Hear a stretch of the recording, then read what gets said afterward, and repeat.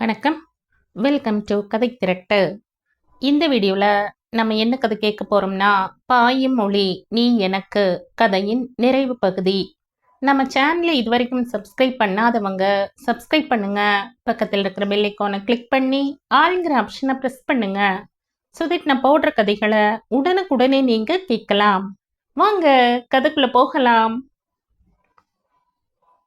நெஞ்சு நிறைந்தாற்போல் இருந்தது கோகிலத்துக்கு. உங்க தாத்தா செத்து போயிட்டார்டா, சாமி கிட்ட போயிட்டார், இனிமே வர மாட்டார்டா. இப்படி சொல்லி குழந்தைகளை கட்டி கொண்டு அழும் பெரியவர்கள் இடையே பயத்துடன் ஒன்றும் புரியாமல் அழுது கொண்டு நிற்கும் குழந்தைதானே நமக்கு தெரியும். அந்த மரணம் என்பதை கூட இத்தனை அழகாக பய உணர்வை தராமல் சொல்ல யாரால் முடியும்?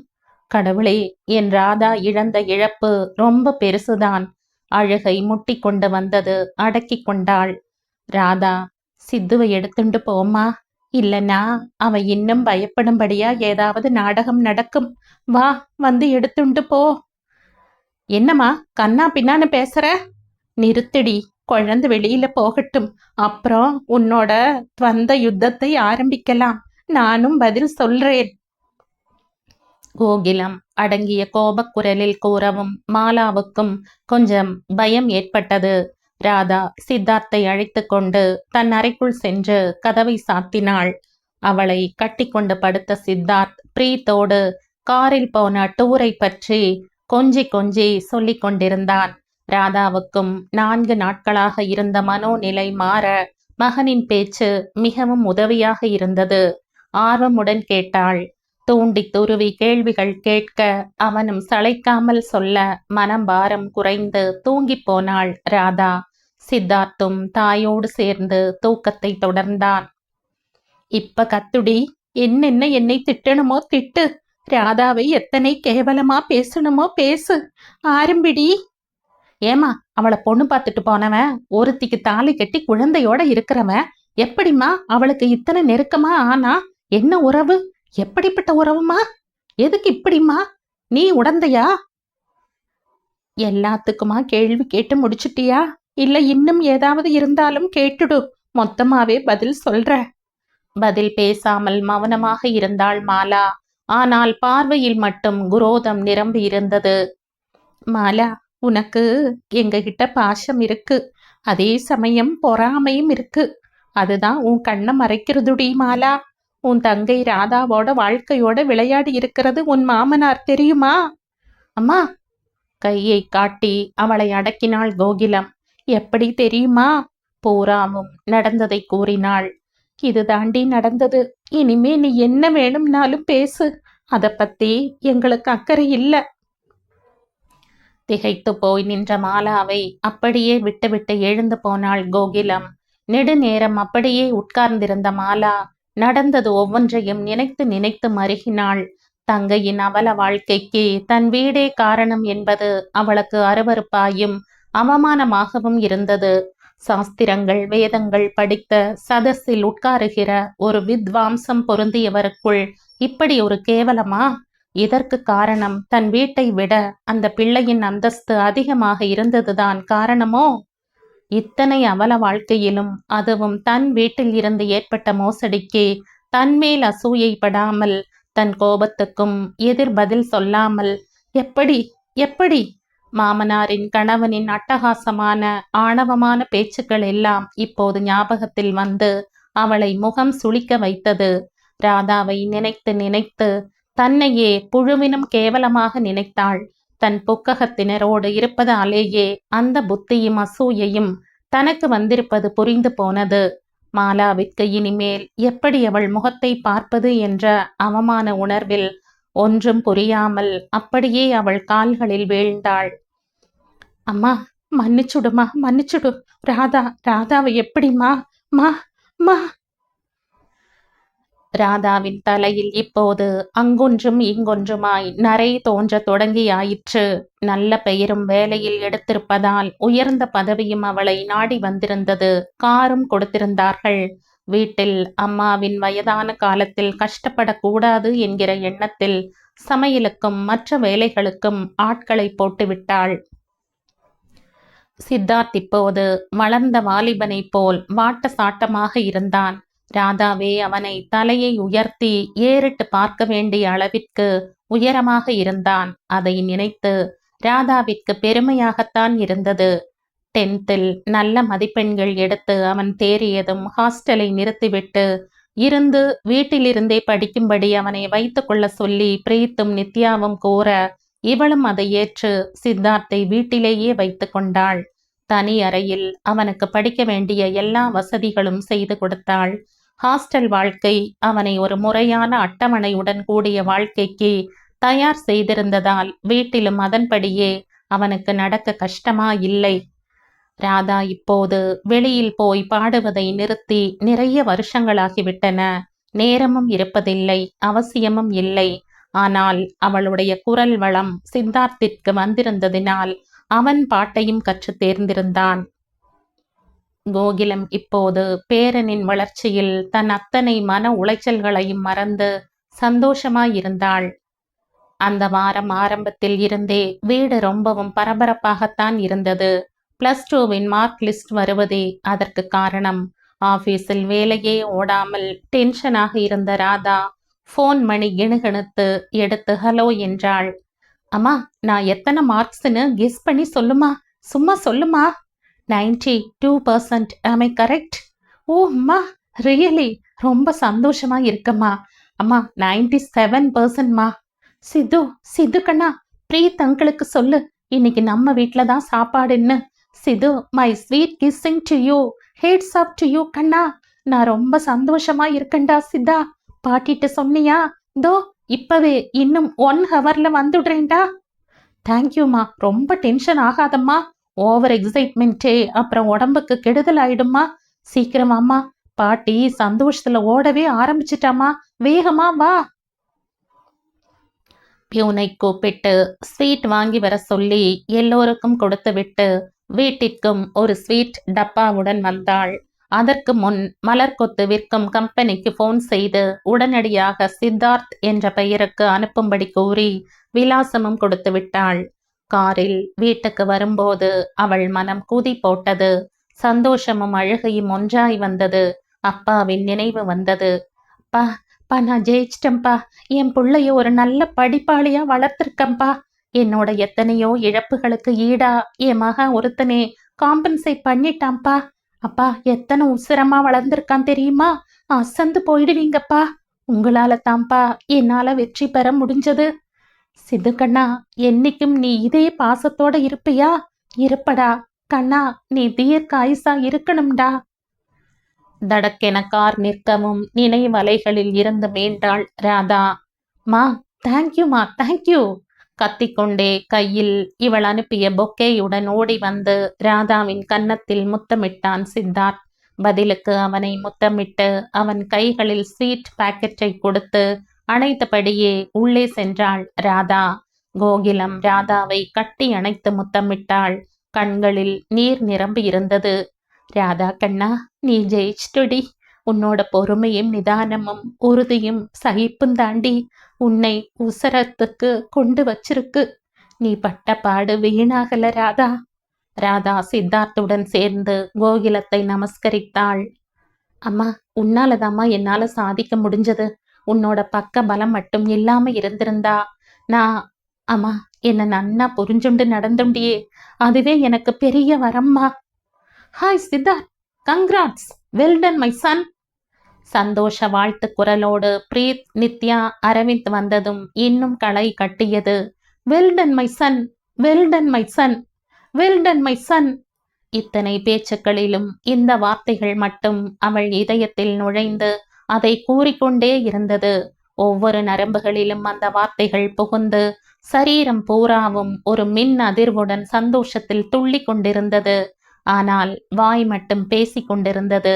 பிரீத் அரவிந்தையும் சித்தார்த்தையும் அழைத்து கொண்டு சாப்பிட்டு முடிந்தவுடன் மொட்டை மாடியில் உட்கார்ந்து கொண்டான்.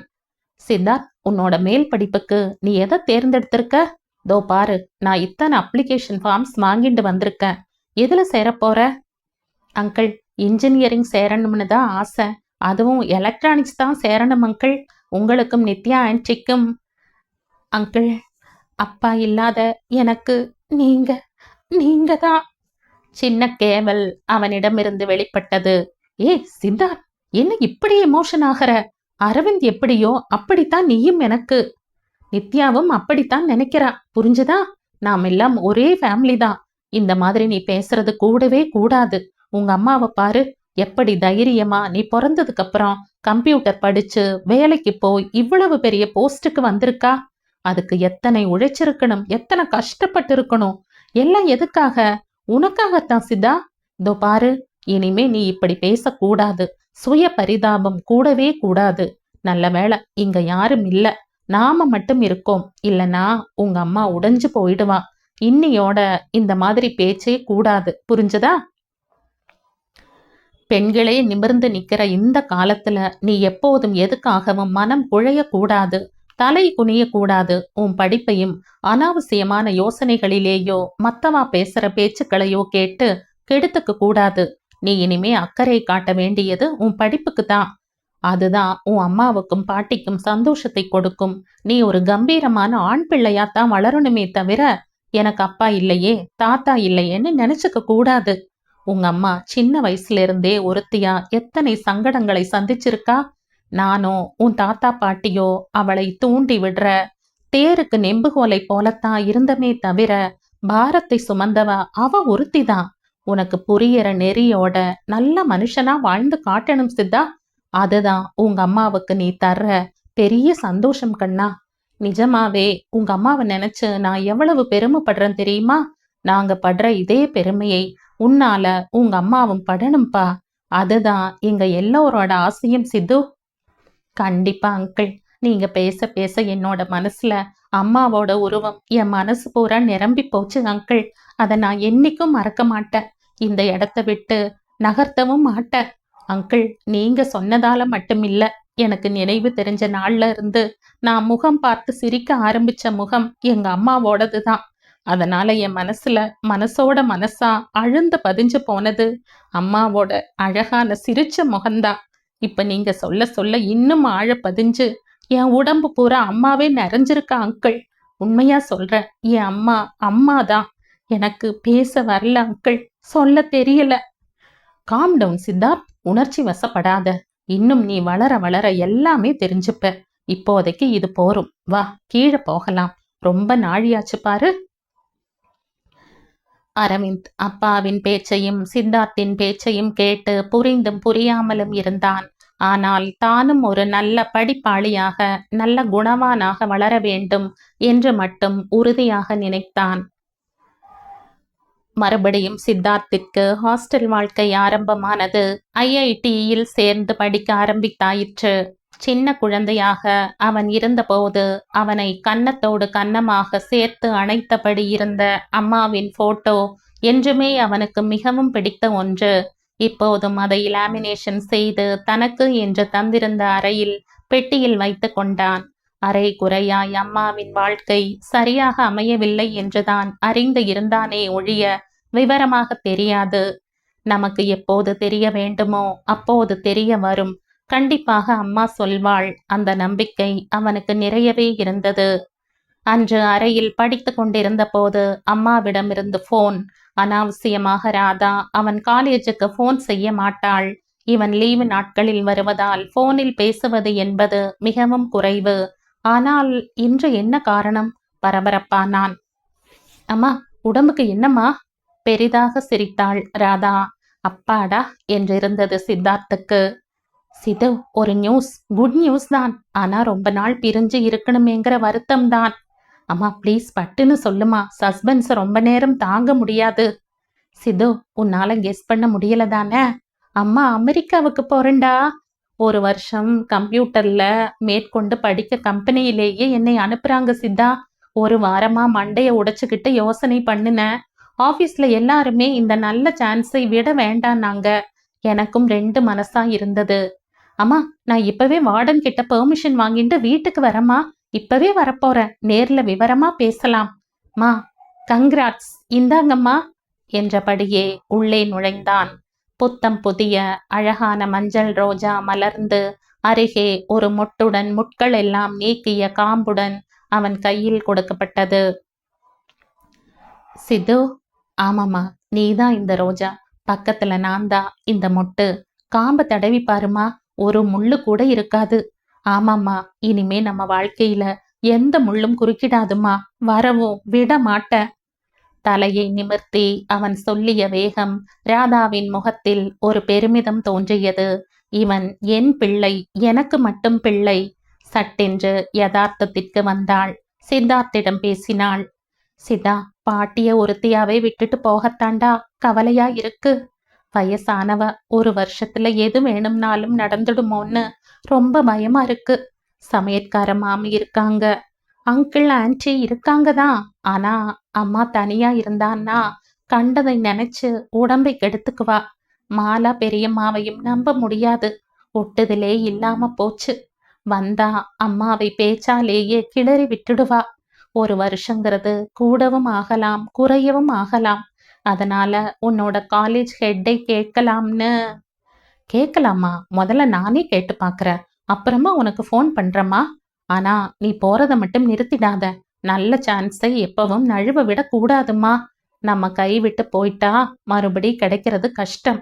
அம்மா, எனக்கு ரொம்ப பெருமையா இருக்குமா. சரி சித்து, நாளைக்கு நான் கம்பெனிக்கு போறப்ப உன்னை ஐஐடியில டிராப் பண்ணிடுறேன். இன்னைக்கு இங்கேயே இருந்துடு. ஓகேம்மா. கோகிலமும் ரொம்ப சந்தோஷமா இருந்தாள். மூவருமாக டைனிங் டேபிளில் சிரித்து பேசி சாப்பிட்டார்கள். இப்போதும் தூக்கம் வரவில்லை ராதாவிற்கு.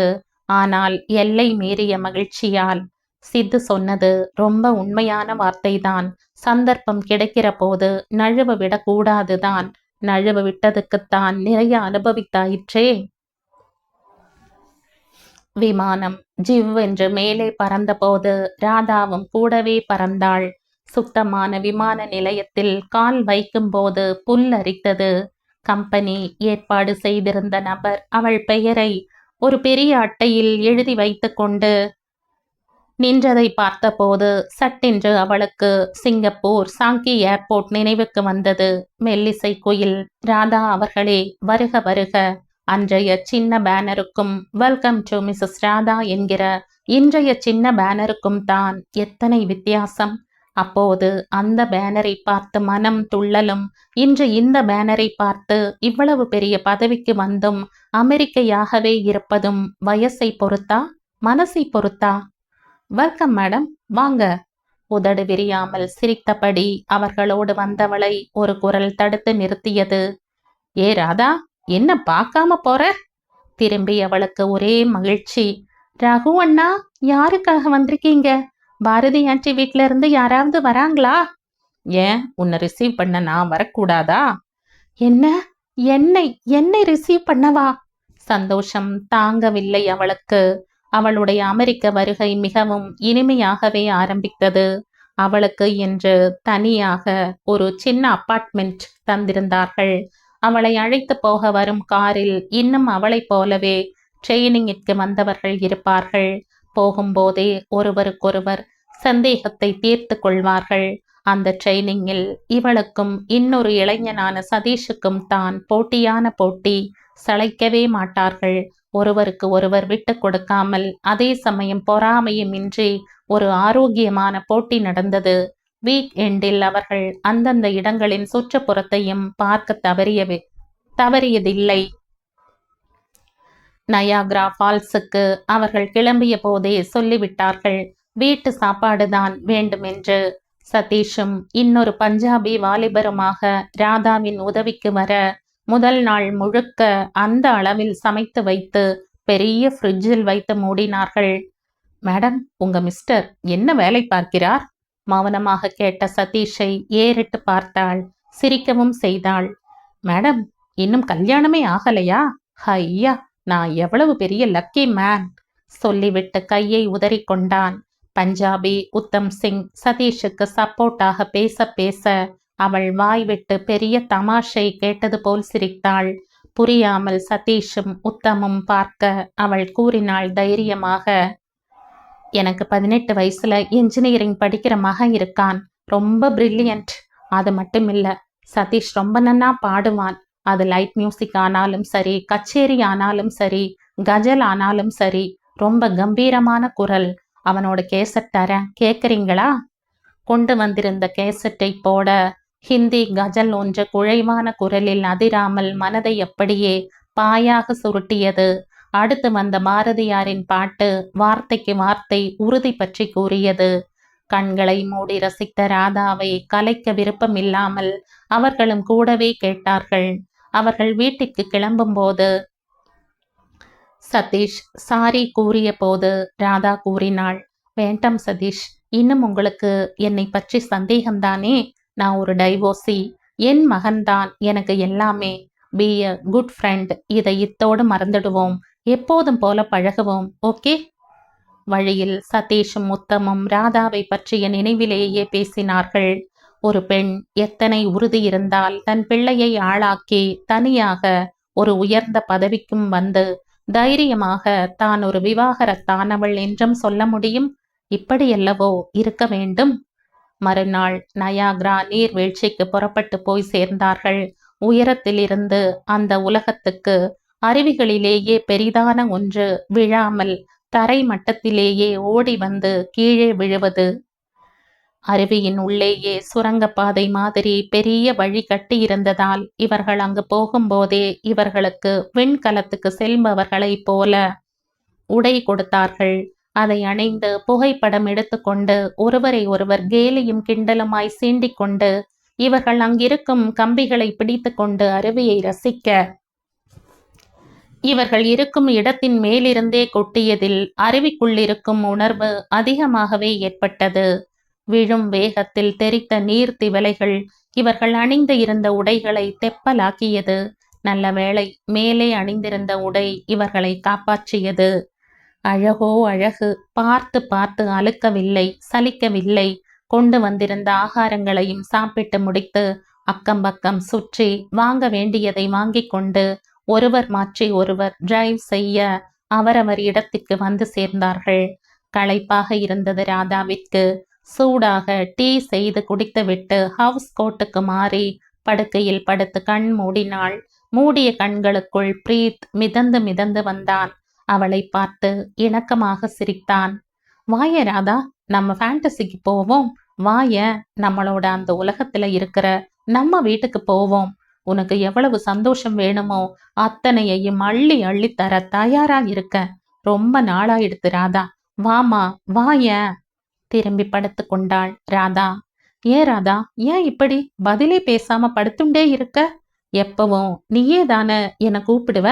இன்னைக்கு என்னாச்சுமா, ஏன் இப்படி இருக்க? பிரீத், இப்ப வர வர ஃபேண்டசியில நுழையணும்னு தோணவே மாட்டேங்கிறது. நீங்க நினைக்கிறது போல அலுப்பு இல்ல.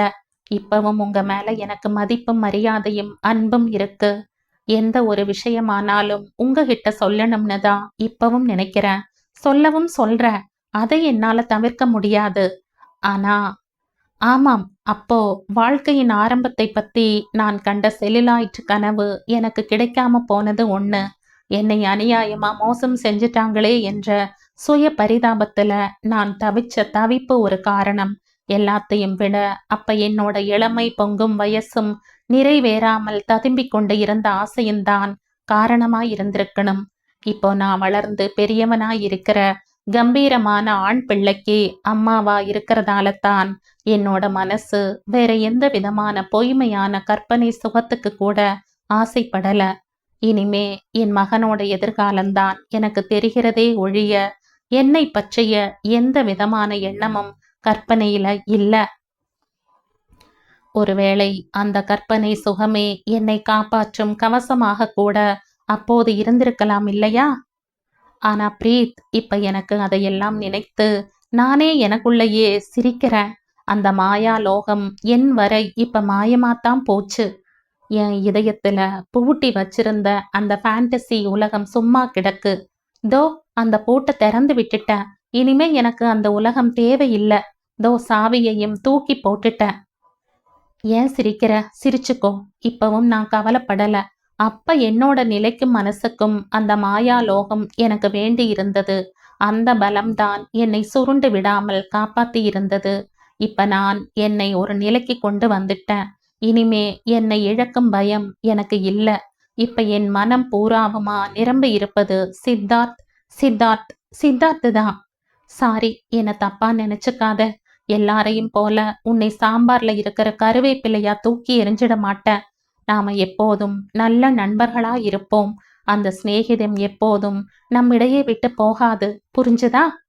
சரி, நான் தூங்க போறேன். Good night. அன்று ரகுநாத்திடமிருந்து அவளுக்கு போன் ஆச்சரியமாக வந்தது.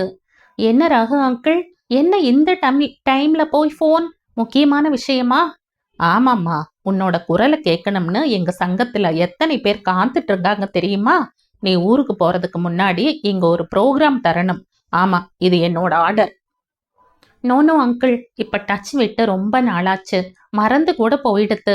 பாதியில முழிச்சுண்டு நின்னா என் பேர் மட்டும் இல்ல, உங்க பேர் கூட ரிப்பேர் ஆயிடும். வேண்டாம் அங்கிள், என்னால முடியாது. அட, நீ இப்படி சொல்வேன்னு தெரிஞ்சுண்டு தானே நிறைய கேசட்டுகளை எல்லார்கிட்ட இருந்தும் வாங்கி வச்சிருக்க. அது மட்டும் இல்ல ராதா, புகழ் பெற்ற பாடல்கள் இருக்கு பாரு, அதை உங்க ஆன்டி பாரதி எழுதி ஒரு நோட் புக்ல வச்சிருக்கா. புரிஞ்சுதா? ஒன்னும் ஜம்பம் சாயாதுமா, சாயாது. சரி அங்கிள், ஆனா ஏதாவது தவறா பாடிட்டேன்னா மன்னிச்சிடுங்க. ஓகே? ரொம்பவும் குஷியாக இருந்தாள். ராசாவே சித்திரும்பு என்ன கடிக்குது, உன்னை சேராம அடிக்கடி ராத்திரி துடிக்குது. கலகலவென்று சிரித்தாள். இந்த பாட்டெல்லாம் எப்போ பாடினது? மறுநாள் கடைசியாக இத்தனை நாள் சென்று கொண்டிருந்த ட்ரைனிங் சென்டருக்கு போய் ஒருத்தருக்கொருத்தர் பிரியா விடை பெற்றார்கள். அங்கே அவர்களுக்கு கொடுத்த சர்டிபிகேட்களில் முதலில் வந்தது ராதாதான். அனைவரும் ஒன்று போல் கைதட்டி அன்று நடந்த பார்ட்டியிலும் அவளை முக்கிய விருந்தினராக ஆக்கினார்கள். அபார்ட்மெண்டில் தான் உபயோகித்த சில நல்ல சாமான்களை மட்டும் பேக் செய்து கொண்டாள். அந்த அழகான அபார்ட்மெண்டின் ஒவ்வொரு மூலையையும் தன் கேமராவில் அடக்கினாள். ரகுநாத்தும் பாரதியும் அவளை வந்து அழைத்து போனார்கள். சூட்டோடு சூடாக பாரதியின் சிநேகிதியின் கணவரும் நன்றாய் பாடுபவராக இருந்ததால் 2 நாள் நன்றாக பிராக்டிஸ். ஞாயிறன்று புரோகிராம். சங்கத்தின் அங்கத்தினரின் கும்பல் நிரம்பி இருந்தது. இறை வணக்கம் பாடியவுடனேயே ஆரம்பித்து விட்டார்கள். மாடத்திலே கன்னி மாடத்திலே ராணி போல ஐயராத்து பொண்ணு. இளைஞர்கள் எல்லாம் நாட்டியமாட ஆரம்பித்து விட்டார்கள். ஒட்டகத்தை கட்டிக்கோ, கெட்டியாக ஒட்டிக்கோ, அவ்வளவுதான். கை தட்டல்கள் படபடவென்று வானையே பிளந்தது. ஆடலுடன் பாடலை கேட்டு ரசிப்பதிலேதான் சுகம் சுகம் சுகம். அவ்வளவுதான். கூட்டத்தில் அனைவரிடமிருந்து ஹா ஹா ஹா என்ற சத்தம் கோரஸாக எழ உற்சாகம் அலையாய் பொங்கியது. போவோமா ஊர்கோலம் பூலோகம் எங்கெங்கும். கடைசியில் ராதா பாடினாள். பூங்குயில் பாடினால் நல்ல சங்கீதம், குழந்தையின் அழுகையும் நல்ல சங்கீதம். ஒவ்வொன்றாய் பழையதும் புதியதும் ரசிகர்கள் கேட்க கேட்க இவர்கள் இருவருக்கும் உற்சாகம் பொங்க இரவு 12 மணிக்கு நல்லபடியாய் முடிய அனைவரும் புகழ சங்கத்தின் சார்பில் அவளுக்கு உயர்ந்த ரக புடவை, ஒரு மோதிரம், வாட்ச் என்று கொடுத்து அமர்க்களப்படுத்தி விட்டார்கள். திகட்ட திகட்ட சந்தோஷத்தோடும் மன நிம்மதியோடும் தாய் மண்ணை மிதித்தாள் ராதா. ஏர்போர்ட்டில் பிரீத்தும் நித்யாவும் சித்துவும் அரவிந்தும் அவளை வரவேற்றார்கள். ராதா சித்துவையும் அரவிந்தையும் அணைத்து உச்சி முகர்ந்தாள். காரில் ஏறி அனைவரும் வீடு வந்து சேர்ந்தார்கள். கோகிலத்தின் காலில் விழுந்து நமஸ்கரித்தாள். காஃபி குடித்து கொண்டே சந்தோஷம் பொங்க அமெரிக்கா கதையை அவர்களுக்கு கூறினாள். அப்புறம் இங்க என்ன விசேஷம்? இந்த 1 வருஷம் எப்படி இருந்தது சித்து கண்ணா என்று கேட்டாள். கேட்ட ராதாவுக்கு பிரீத் தான் பதில் சொன்னான். ஒன்றும் ப்ராப்ளம் இல்லை ராதா, எல்லாம் நன்னா போயின்னு இருக்கு. ஒரே ஒரு விஷயத்தை தவிர, நீ அமெரிக்கா போன 3 மாசத்துல சித்துவோட அப்பா இறந்துட்டார். Heart attack. சித்துவின் தாத்தா விலாசத்தை தேடி கண்டுபிடித்து சித்துவை அழைத்து போக வந்திருந்தார். சித்து அவர்கிட்ட சொன்னத அப்படியே உங்ககிட்ட சொல்ற. தாத்தா, ஒரு குழந்தைக்கு அப்பா, தாத்தா, பாட்டி எல்லோரும் இருந்தும் அந்த குழந்தைக்கு அம்மா மட்டும்தான் ஆதரவு. குழந்தையோட தாத்தாவோ பாட்டியோ அப்பாவோ இன்னி வரை வரல. அந்த குழந்தை இந்த பூமியில பிறக்கிறப்பவே அப்பா இருந்தும் அந்த உறவே இல்லாமத்தான் வளர்ந்தான். அப்பா முகத்தையே பார்க்காம ஒரு குழந்தை வளரணும்னா அதுக்கு அர்த்தம் அந்த குழந்தையோட அப்பா இறந்து போயிட்டார்னு தானே. அப்படி இருக்கிறப்ப ஒரு மனுஷன் 2 தடவை சாக முடியுமா தாத்தா? சொல்லுங்கோ.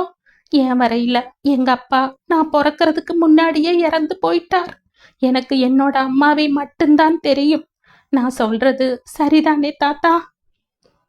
எழுந்தார். வந்த துக்கத்தை அடக்கினார். சித்தார்த்தின் தலையில் கை வைத்து நன்னா இருப்பா என்று ஆசிர்வதித்து விட்டு போய்விட்டார்.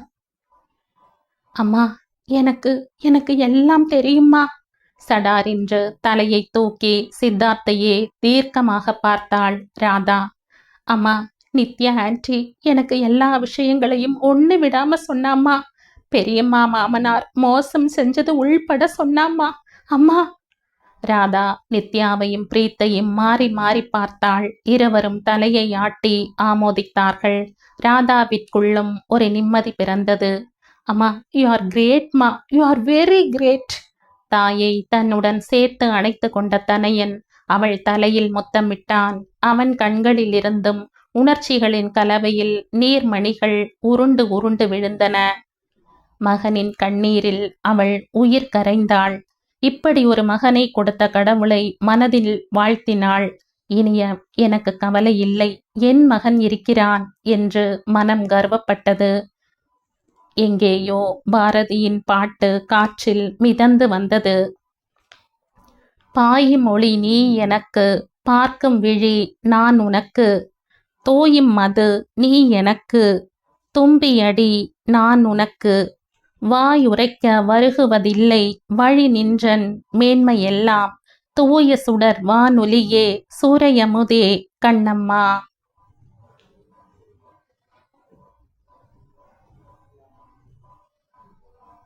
இதோடு இந்த கதை முடியுது. இந்த கதை உங்களுக்கு பிடிச்சிருந்தா லைக் பண்ணுங்க, ஷேர் பண்ணுங்க, சப்ஸ்கிரைப் பண்ணுங்க. மற்றும் ஒரு இன்ட்ரெஸ்டிங்கான கதையோட அடுத்த வீடியோல சந்திப்போம். பை. தேங்க்யூ.